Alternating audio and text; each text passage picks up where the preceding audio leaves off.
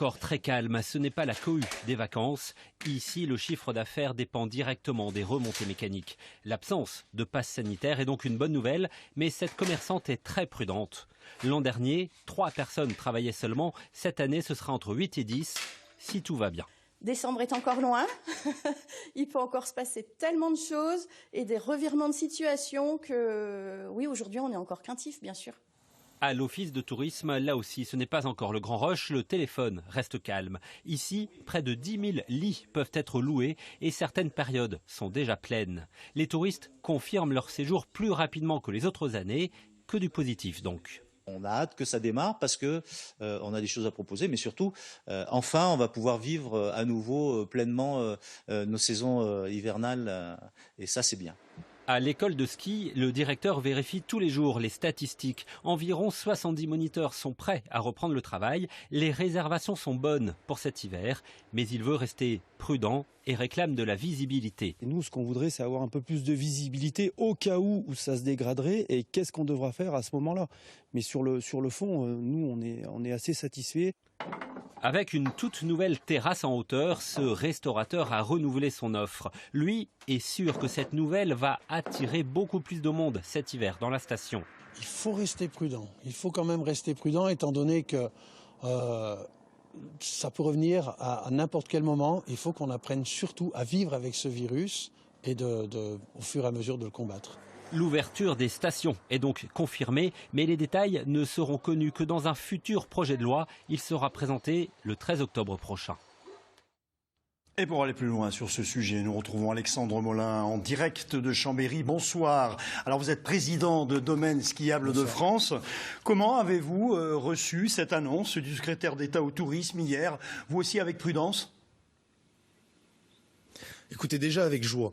On nous dit c'est ouvert. Donc nous allons ouvrir, nous allons pouvoir travailler, nous préparer pour la saison. Mais après, effectivement, nous avons l'obligation d'être prudents et de réfléchir aux différentes situations qui pourront être les nôtres au cours de l'hiver. Il y a, on l'a entendu, un bémol, justement. Que souhaiteriez-vous pour avoir plus de visibilité à terme dans les deux cas de figure? Plan A, pas de Covid. Plan B, et est-ce que vous en avez un, Covid? Alors, il n'y a qu'un seul plan, c'est on ouvre les stations. Aujourd'hui, c'est sans contrainte. Ça permet aussi de relancer les réservations, de répondre à l'appétence de nos clients, de revenir faire du ski après une saison qui a été catastrophique où ils n'ont pas pu profiter de nos beaux domaines skiables. Donc ça, c'est une chance.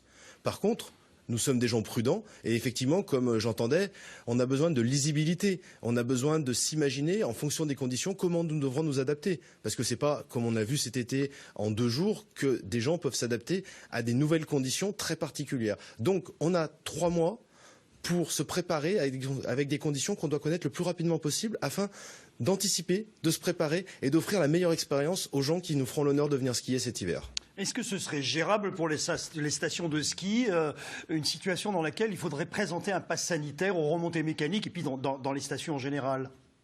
Est-ce que ce serait gérable techniquement? Comme dans les stations, comme sur tout territoire, quand vous allez au restaurant, il y a le pass sanitaire. Quand vous allez dans certaines activités, il y a déjà le pass sanitaire.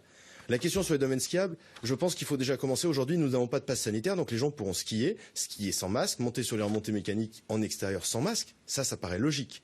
Après, peut-être qu'avant le passe sanitaire, il y a peut-être un moment où les gens, on va leur demander de mettre un masque dès qu'ils sont dans les files d'attente, dès qu'ils sont sur les remontées mécaniques, sur le siège.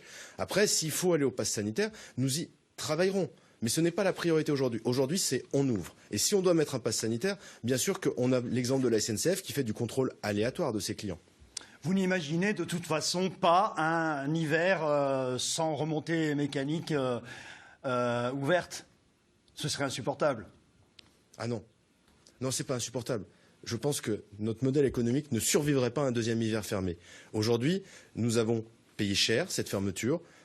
Est-ce qu'elle était logique ou pas? Je ne pense pas. Mais après, le débat, c'est le passé. Maintenant, c'est l'avenir. C'est comment on ouvre, on reçoit nos clients et on relance l'économie de nos territoires.